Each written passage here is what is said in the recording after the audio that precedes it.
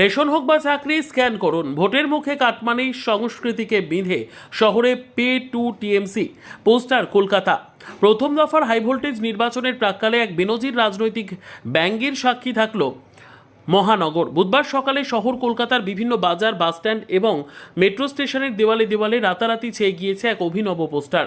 শাসক দলের বিরুদ্ধে ওঠা কাটমানি ও দুর্নীতির অভিযোগকে ভিত্তে ডিজিটাল পেমেন্ট স্ক্যানারের আদলে তৈরি এই পোস্টারের নাম দেওয়া হয়েছে পে টু টিএমসি। রাজ্য প্রশাসনের বিরুদ্ধে এই যেন এক তীক্ষ্ণ ও শানিত প্রতিবাদ। সাধারণ ডিজিটাল পেমেন্ট অ্যাপের মতো দেখতে এই পোস্টারের ঠিক মাঝখানে রয়েছে একটি বড় কিউআর কোড, আর তার ঠিক নিচেই জলজল করছে একটি বাক্য, রেশন হোক বা চাকরি স্ক্যান করুন। সমস্ত রাজনৈতিক বাগাড়ম্বর সরিয়ে রেখে এই পোস্টারগুলি রাজ্যের বর্তমান অবস্থাকে একটিমাত্র শব্দে নামিয়ে এনেছে, তোলাবাজি। পোস্টারে উল্লেখিত চাকরি এবং রেশন শব্দ দুটি আসলে প্রশাসনের সবচেয়ে বড় দুটি অস্বস্তির জায়গা। প্রথমটি নিয়োগ দুর্নীতির এক জ্বলন্ত প্রতীক, যার জেরে হাজার হাজার যোগ্য চাকরি প্রার্থী আজও ধর্মতলার রাস্তায় হকের চাকরির দাবিতে রোদ জল বৃষ্টি মাথায় নিয়ে বসে আছেন। অভিযোগ, যোগ্যতার বদলে টাকার বিনিময়ে বিক্রি হয়ে গিয়েছে তাদের ভবিষ্যৎ।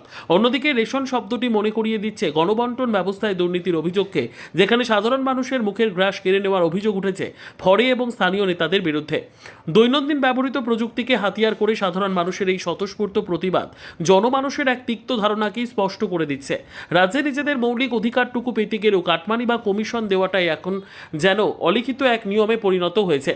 সকাল থেকে রাস্তায় বেরোনো সাধারণ মানুষ ও নিত্যযাত্রীদের মোবাইলে বন্দী হতে থাকে এই ব্যঙ্গাত্মক পোস্টার। মুহূর্তের মধ্যে তা ছড়িয়ে পড়ে হোয়াটসঅ্যাপ থেকে শুরু করে সমাজ মাধ্যমের নানা পাতায়।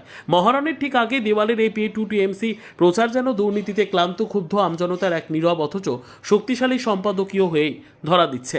Report PB news.